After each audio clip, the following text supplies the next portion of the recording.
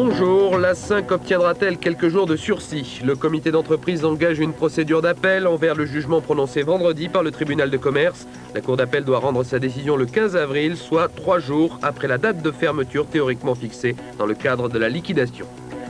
Alors que les 12 reconnaissent la Bosnie-Herzégovine, les Serbes de cette république de l'ex-Yougoslavie proclament en réaction leur propre indépendance. À Sarajevo, l'état d'urgence vient d'être décrété. L'armée yougoslave encercle actuellement la capitale bosniaque. Parfum de coup d'État au Pérou, expliquant qu'il fallait accélérer les réformes dont son pays a besoin, le président Alberto Fujimori dissout le Parlement et nomme un nouveau Premier ministre dont le gouvernement assumera désormais tous les pouvoirs sans aucun contrôle législatif.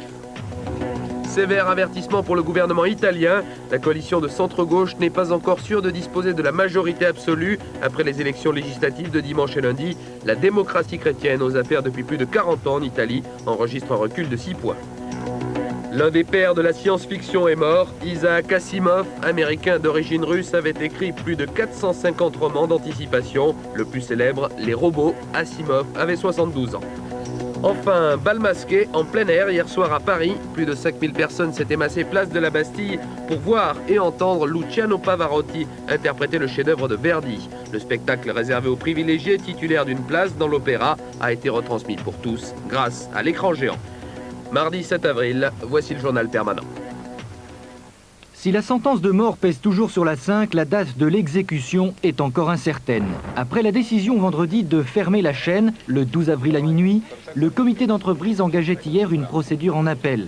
Objectif, un sursis à exécution. Finalement, l'affaire sera plaidée au fond dès mercredi, mais le jugement de la 3e chambre de la cour d'appel ne devrait pas intervenir avant le 15 avril. À cette date, 2 hypothèses. L'appel est reçu. Dans ce cas, la chaîne poursuit son activité jusqu'à la fin du mois, dans l'espoir de voir arriver un repreneur potentiel. On peut toujours rêver. Deuxième hypothèse, l'appel n'est pas entendu. Dans ce cas, la chaîne ferme ses portes quelques jours plus tard. Pour éviter l'écran noir le 12 à minuit, l'administrateur judiciaire de la 5 devrait déposer une requête devant le président du tribunal de commerce de Paris afin de proroger la date butoir du 12. Enfin, de son côté, Jean-Claude Bourret et l'association de défense de la 5 envisagent, avec votre soutien, de déposer un projet de reprise de la chaîne après l'écran noir. En clair, il s'agit de vous associer à la future 5. Pour cela, une seule démarche, savoir vos intentions, savoir si vous seriez prêt à acheter quelques actions. Une seule adresse, si vous voulez nous rejoindre, le 241 boulevard Pereire, 75 017 Paris, ou par le fax. Vous êtes, pour finir, 1 235 531 adhérents à notre association.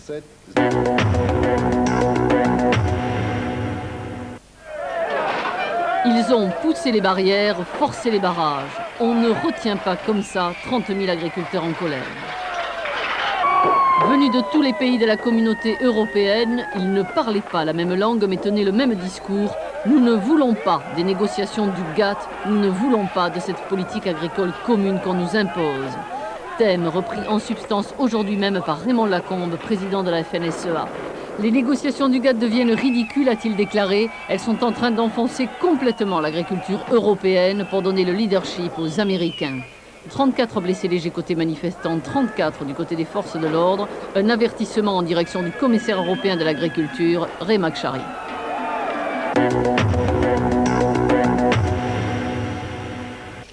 Passation de pouvoir hier au ministère de l'Éducation nationale. Jack Lang a rendu hommage à son prédécesseur Lionel Jospin, poignée de main pour les caméras et une demi-heure d'entretien. Jack Lang entend prendre le temps d'écouter, de radiographier les dossiers de son ministère. En attendant, le nouveau ministre affrontera dans quelques heures les premiers cactus avec la manifestation des lycéens et des étudiants.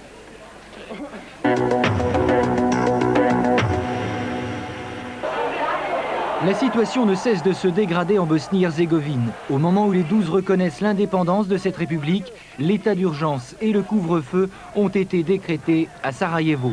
L'armée yougoslave a pris position autour de la capitale. De son côté, le Parlement du peuple serbe a proclamé cette nuit l'indépendance serbe de Bosnie-Herzégovine. Hier, de nouvelles fusillades ont secoué les rues de Sarajevo. Le bilan des victimes est très lourd, au moins 2 morts et des dizaines de blessés. Des extrémistes serbes postés sur le toit d'un grand hôtel ont ouvert le feu sur la foule. 40 000 personnes manifestaient en faveur de la paix devant le Parlement. Alors qu'il est, les combats à l'arme automatique ont cessé et la police a été chargée de surveiller l'application du couvre-feu. Moins de 24 heures après le coup de force du président Alberto Fujimori, les critiques de l'étranger pleuvent sur le Pérou. Dimanche soir, le numéro 1 péruvien avait dissous le Parlement avant de confier tous les pouvoirs à un gouvernement d'urgence et de reconstruction nationale, avec pour seul appui les militaires. Les chars ont aussitôt investi la capitale Lima, déployés autour du palais présidentiel et les points stratégiques de la ville.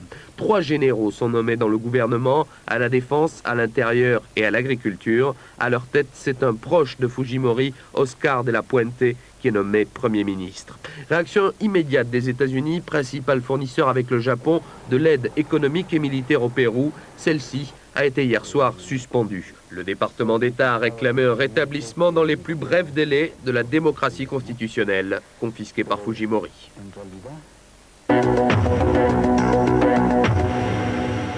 En Italie, la coalition au pouvoir a subi hier une nette érosion. À la lecture des résultats des élections législatives, le gouvernement devrait tout de même conserver une courte majorité à la Chambre des députés. Les électeurs italiens font entrer tout de même le pays dans une période d'incertitude en infligeant une sévère défaite au parti traditionnel. Le grand vainqueur du scrutin est le parti régionaliste et populiste de la Ligue du Nord, la Liga du sénateur Umberto Bossi, le tribun lombard qui milite pour une grande autonomie du nord du pays, qui dénonce aussi la corruption des politiques de Rome et qui n'hésite pas à attaquer de front la mafia. Présente avec un député et un sénateur dans le Parlement sortant, la Ligue obtient près de 9% des voix. La démocratie chrétienne, quant à elle, qui domine la vie politique depuis près d'un demi-siècle, a touché son niveau le plus bas avec 27% des voix. Véritable séisme politique en Allemagne. Aux élections régionales, l'extrême droite fait une sérieuse percée. Certains y voient un vote protestataire, mais la presse allemande parle plutôt d'un véritable coup de poing dans le ventre. Avec près de 11% des voix, l'ancien Waffen-SS Schönhuber remporte le score le plus élevé de l'extrême droite depuis 40 ans dans le Bade-Württemberg. Les grands perdants de ce scrutin sont la CDU du chancelier Kohl et les sociodémocrates.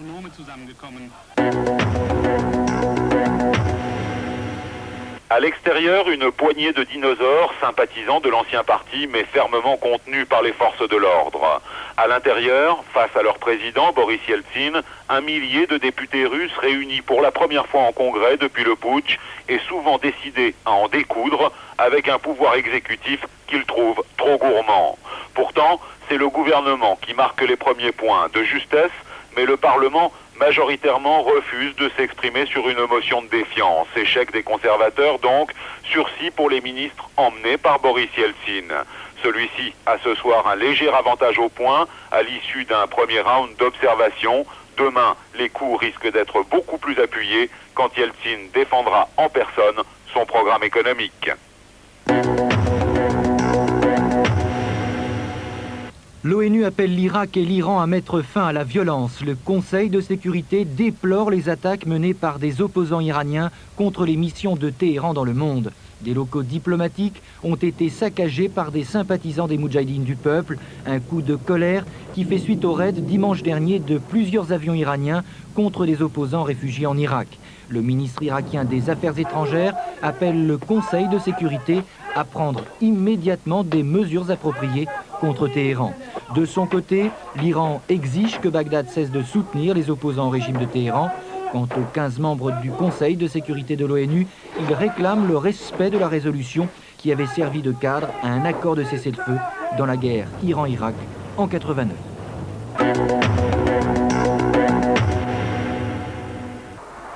L'entrée du groupe Air France pour 37,5% dans le capital de Sabena va coûter 670 millions de francs à la compagnie française, une dépense étalée jusqu'en 1994.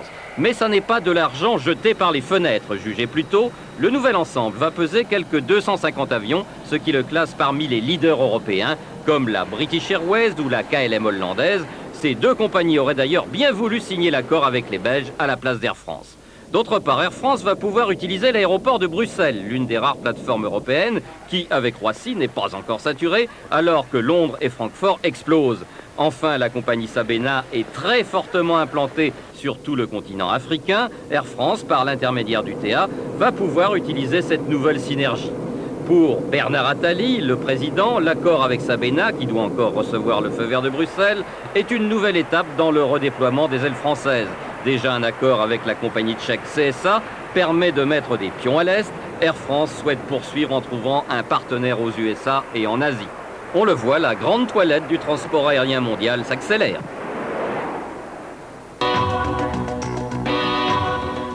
La bourse de Tokyo ouvre en baisse ce matin. À 18 148 points, le Nikkei accuse un repli de 1,56%. A l'inverse, Wall Street avait hier soir enregistré une bonne séance.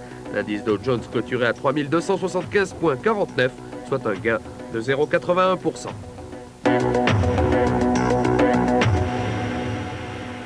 Isaac Asimov, auteur prolifique d'ouvrages de science-fiction, s'est éteint hier à New York. Il était âgé de 72 ans. Né en 1920 à Petrovitchi, en Russie, Isaac Asimov avait 3 ans lorsque sa famille a émigré aux États-Unis, à Brooklyn, où ses parents tenaient une confiserie. Inspiré par les sucreries, ce romancier américain a commencé à écrire à l'âge de 18 ans, alors qu'il était encore étudiant en chimie à l'université de Columbia. Écrivain visionnaire, Isaac Asimov avait notamment prédit que les astronautes effectueraient des sorties dans l'espace et que s'imposeraient la robotique et les ordinateurs de poche. Professeur pendant de nombreuses années à l'université de Boston, il est l'auteur de plus de 450 ouvrages. Isaac Asimov a vu bon nombre de ses livres adaptés pour le cinéma ou la télévision.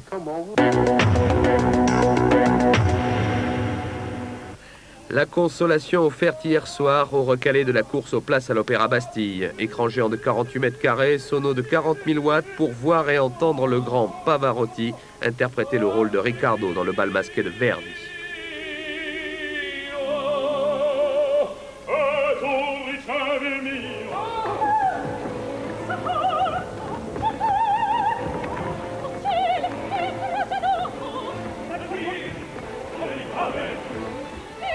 Près de 7000 personnes ont vécu l'émotion sur la place de la Bastille. La voix du ténor était simultanément retransmise à Toulouse, Lyon et Aubagne. Une première dans l'histoire de l'art lyrique.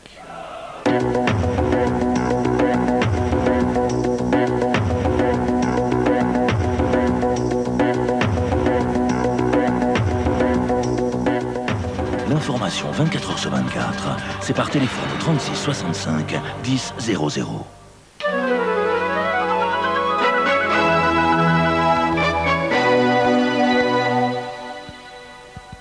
Nuages et pluies dans l'ouest, nuages et éclaircies dans l'est et le midi méditerranéen, voilà ce que nous réserve cette journée. Si vous habitez le sud-ouest, il est indispensable de vous équiper contre la pluie, elle y sera en effet très présente. En revanche, de l'Alsace et de la Lorraine aux Alpes, au midi Pyrénées et jusqu'à la Provence-Côte d'Azur, le soleil brillera une bonne partie de la journée. Le ciel étant dégagé sur la façade est ce matin, les températures y sont plus franches avec des gelées locales. Ailleurs, le mercure oscille entre 3 et 8 degrés. Cet après-midi, toutes les régions situées à l'ouest d'une ligne Reims-Marseille seront sous un ciel maussade avec des précipitations plus continues de l'Aquitaine à l'Orléanais. Ailleurs, ces pluies se manifesteront par intermittence. À l'est, malgré la présence de quelques nuages, des éclaircies seront larges. Quant aux températures, elles varieront entre 9 degrés, valeur minimale à Limoges, 14 à Paris, 15 à Perpignan, 16 à Strasbourg, grâce au soleil, 17 à Ajaccio. Darty, le contrat de confiance. Le gagnant. Qui habite ici, on a le droit et le devoir de savoir avec qui notre fille passe ses nuits. Laurent est plombier. Chez les Dupré-Grandval, on a horreur des prolétaires. C'est pauvre et ça ne rapporte rien. Je veux savoir avec qui sort ma fille, c'est normal. Vous avez découvert, hein? Je ne savais pas que vous étiez... Enfin, que tu étais client chez nous. Il y a donc quelque part en France un Français riche de 830 millions. Mais quand le plombier décroche le gros lot, Michel Galabru et Stéphane Audran ne sont pas peu fiers.